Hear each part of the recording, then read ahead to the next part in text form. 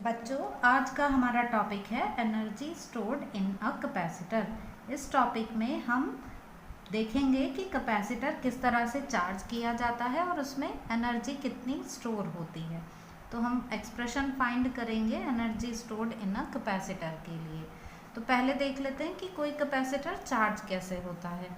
तो इसके लिए मैंने यहाँ पर कुछ एक सिंबल की फॉर्म में कैपेसिटर जैसा कुछ लिया हुआ है कि इधर ये मेटल की प्लेट है, इधर मेटल की प्लेट है और यहाँ बीच में इंसुलेटर है।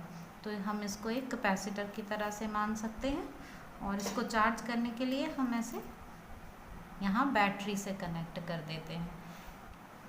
तो अब जब प्लस साइड इधर प्लेट से कनेक्ट हो रही होती है प्लेट 1 से, ये है प्लेट 2 से ये माइनस टर्मिनल कनेक्ट हो रहा है सेल का।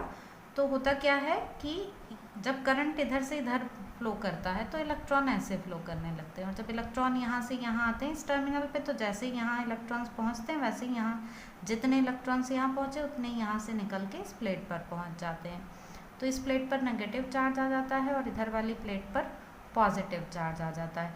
अब समझने के लिए हम इसको ऐसा समझेंगे कि जो प्लस चार्ज है वो इस प्लेट से इस प्लेट पर पहुंच रहा है। वैसे तो यहाँ बीच में कुछ होता ही नहीं है, इंसुलेटर होता है तो चार्ज नहीं चल सकता है, लेकिन हम ऐसा मानते हैं कि जो बैटरी है वो इस वाली प्लेट से चार्ज को इस साइड भेज रही है, पॉजिटिव चार्ज को, जबकि पॉजिटिव चार्ज मूव नहीं करते हैं, इलेक्ट्रॉन्स ही मूव कर सकते हैं।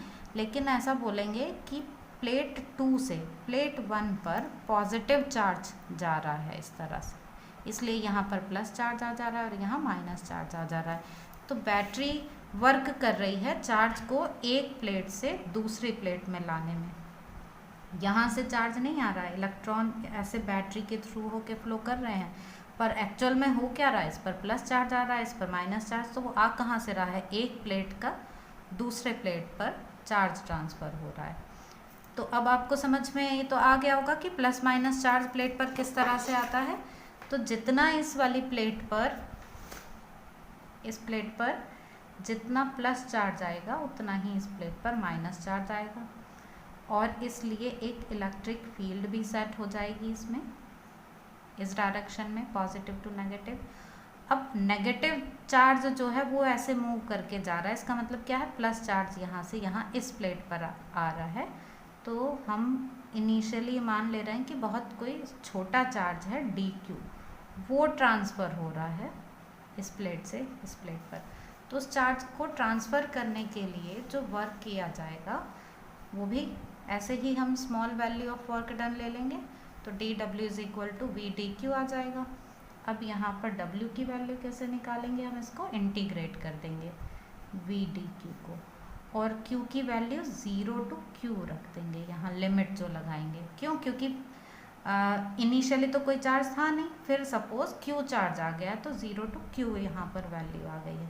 अब by q is equal to C V की वैल्यू हम q अपॉन सी रख सकते हैं, तो यहाँ पर हम रख देंगे लिमिट, तो ये 0 टू q है, v की वैल्यू q बाय सी है dq। इसमें 1 अपॉन सी को हम लिख लेंगे बाहर इंटीग्रेशन से और q dq का इंटीग्रेशन हो जाएगा, और जब q dq का इंटीग्रेशन होगा तो हमें मिलेगा q स्क्वायर बाय 2, क्योंकि हमको पता है इंटीग्रेशन ऑफ x dx ये होता है x स्क्वायर बाय 2। तो इस तरह से हमको w की ये वैल्यू मिल गई। ये है वर्क डन बाय बैटरी। अब ये जो वर्क डन बाय बैटरी है यही कैपेसिटर में एनर्जी की फॉर्म में स्टोर होगा, जो बाद में यूज़ किया जा सकता है। Means energy stored in a capacitor, जितना सेल वर्क करेगा बैटरी वर्क करेगी उतना ही उसमें एनर्जी स्टोर हो जाएगी। तो q स्क्वायर बाय 2c ये मिल जाता है हमें यहाँ पर formula energy stored in a capacitor के लिए। इसमें हम अब थोड़े दूसरे फॉर्मूले की में भी निकाल सकते हैं हम इसको। हम यहाँ पर अगर पुट कर दें q is equal to C V, तो हमें u की वैल्यू क्या मिल जाएगी, सी वी स्क्वायर बाय 2c, और ये आ जाएगा हाफ सी वी स्क्वायर। तो हमें ये फॉर्मूला मिल जाएगा u is equal to half C V square. ये हाफ एम वी स्क्वायर जैसे कुछ सिमिलर है ना, ऐसे साउंड कर रहा है। तो अब यहाँ हम CV को क्यों पुट कर सकते हैं, हमें ये भी पता है कि इसमें हमने अब ये जो CV है उसको रख दिया Q, तो इस तरह से हमको U मिल जाएगा 1/2 Q × V। एक फॉर्मूला हमें ये मिल जाएगा इसमें। अब हम ग्राफिकल मेथड से भी यही फॉर्मूला डराइव करेंगे। तो ग्राफिकल मेथड के लिए हम इसमें ड्रॉ कर लेंगे VQ ग्राफ। तो हम यहाँ VQ ग्राफ ड्रॉ कर लेते हैं। तो VQ ग्राफ ड्रॉ करने के लिए ये हमने मान लिया कि इस y एक्सिस पर V है और x एक्सिस पर Q है। V और Q तो डायरेक्टली प्रोपोर्शनल होते हैं, इसलिए जो ग्राफ आएगा C के लिए वो इस तरीके से आ जाएगा। अब हमें इसका एरिया अगर हम देखें तो एरिया क्या आएगा VQ, और VQ की वैल्यू जो है वो W के इक्वल होती है, मीन्स यही हो जाएगा वर्क डन। तो अब इस ग्राफ में हम इस तरह से ये शेडेड पोर्शन ले लेते हैं और इस शेडेड पोर्शन का फिर हम एरिया निकालेंगे। जी W = हमारे पास होता है VQ, तो यहाँ पर जो वर्क डन आएगा वो एरिया के इक्वल। तो energy stored in a capacitor को हम क्या ले सकते हैं, U = area under the graph. तो ग्राफ का जो एरिया होगा वो हो जाएगा कि एक ट्रायंगल बन रहा है, तो ट्रायंगल का एरिया 1/2 बेस × हाइट। तो अब बेस की वैल्यू क्या है यहाँ पर Q, और हाइट की वैल्यू क्या है, यहाँ से ऐसे देख लेंगे, ये वैल्यू हो गई V। हाफ QV हमने एनर्जी निकाली ही थी, लेकिन थोड़ा और हम दूसरे फॉर्मूले की फॉर्म में भी निकाल लेते हैं। हम यहाँ पर पुट कर देते हैं वैल्यू V की। तो V की वैल्यू हम पुट कर देते हैं इसमें।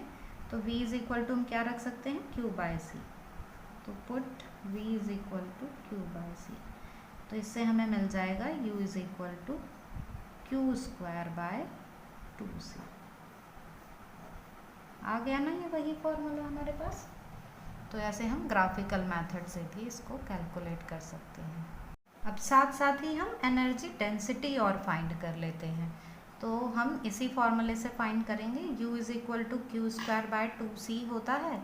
यहाँ पर हम वैल्यू रख देंगे Q की सिग्मा की फॉर्म में। हमारे पास क्या है फॉर्मूला, Q = σA। तो हम यहाँ पर पुट करेंगे Q = σA, और साथ ही साथ हम यहाँ पुट करेंगे C = A/0/D, ये पुट कर देंगे। तो इससे हमें क्या मिलेगा, U = σA²/2 A/0, और ये D यहाँ पर आ जाएगा। अब σ/ε0 जो है वो प्लेट्स के बीच में इलेक्ट्रिक फील्ड है। तो E = क्या है, σ/ε0, ये है बिटवीन द प्लेट्स के बीच में जो इलेक्ट्रिक फील्ड है ये वो है। तो हम ऐसा करते हैं कि एक ε0 की मल्टीप्लाई यहाँ कर देते हैं और एक यहाँ कर देते हैं, तो हमको E² की फॉर्म में लिखने मिल जाएगा। तो σA², यहाँ 2A, और यहाँ पर भी ε0² कर देते हैं, और यहाँ पर हम D, और इधर ये ε0 की हमने मल्टीप्लाई कर दी है। तो अब ये σ²/ε0², इसको हम क्या लिख सकते हैं, E। तो U को लिखा जा सकता है अब 1/2 E², और इधर ये साथ में आ जाएगा A²। एक ये A से इसका स्क्वायर कैंसिल हो जाएगा, तो यहाँ सिर्फ A और D बचेंगे, और ये वाला जो ε0 है इसको हम यहाँ पर लिख देते हैं। तो अब ये जो AD है ये क्या बन गया, ये AD ये बन गया वॉल्यूम। तो यहाँ पर ये वॉल्यूम हो गया, तो इस वॉल्यूम को हम लिख दे रहे हैं U/वॉल्यूम, ऐसे। तो 1/2 ε0 E², इस तरह से लिखा जा सकता है।